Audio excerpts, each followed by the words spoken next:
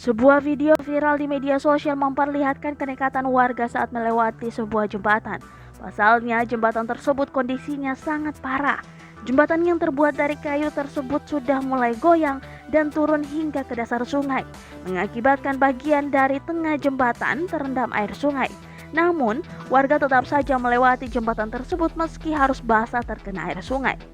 Dalam video, terlihat ibu-ibu juga tetap berjalan kaki. Ada pula motor yang mengangkut barang tetap pula melewati jembatan tersebut. Bahkan puluhan warga tetap mengantri untuk mengambil giliran melewati sungai. Video itu diunggah oleh akun Instagram @andreli48. Dalam video tersebut dituliskan keterangan tentang harapan agar jembatan tersebut segera diperbaiki. Kondisi jembatan ini sangat parah, terlebih kalau air sungai naik. Warga terpaksa melewatinya. Tapi ada juga yang sampai bermalam menunggu sampai air sungai turun dan gak merendam jembatan.